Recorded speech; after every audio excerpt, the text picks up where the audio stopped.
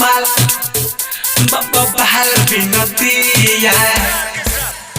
तो यही चैत के महीना में एगो प्रेमी के प्रेमिका अपने प्यार के खुश करे खातिर अपने प्यार से बतियावे खातिर का से का करतनी। तो यही सुनाओ तनी कुछ नया अंदाज में चैता सॉन्ग। और हाँ अच्छा लगे तो अपन प्यार जरूर दे। चैते में माल हमर बाल बिनतिया। हाँ हाँ चैते में माल हमर बाल बिनतिया। का कहीं रोज रोज नोट गिनतिया। का कहीं रोज रोज नोट गिनतिया। नोट गिनतिया।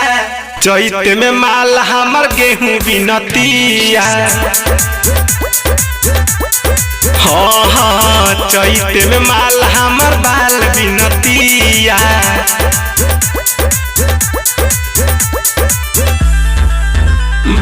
बाल हमर माल बिनतिया। बाल हमर माल बिनतिया।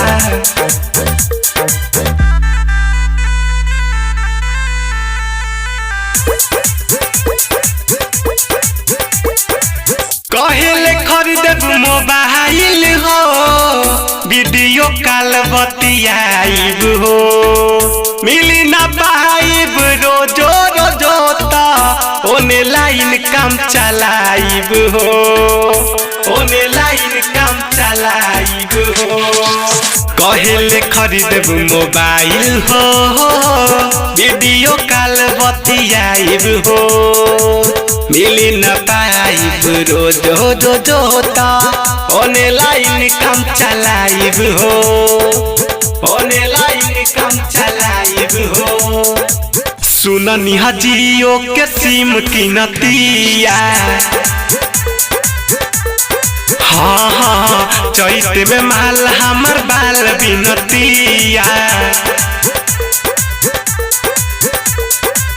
का कहीं रोजो रोजो नोट गिनतिया। का कहीं रोजो रोजो नोट गिनतिया। नोट गिनतिया। चैत में माल हमर बाल बिनतिया। ए हो चैत में माल हमर बाल बिनतिया। बाल हमर माल बिनतिया।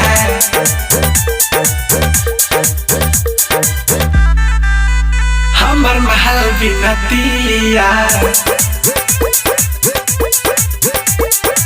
देनी कुछ तमना कहरेले गाँव में रोजो रोजो जरेले।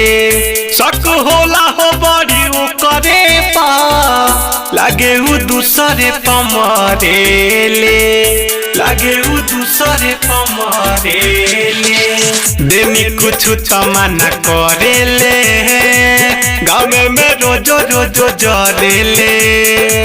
शक होला हो बड़ी उ करे पा लागे उ दूसरे पमरेले।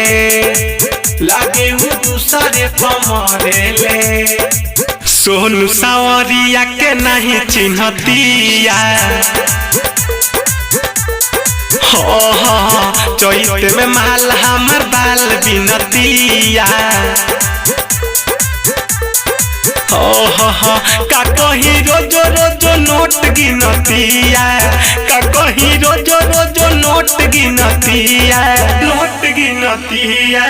चैत में माल हमर बाल बिनतिया। हाँ हाँ चैत में माल हमर बाल बिनतिया।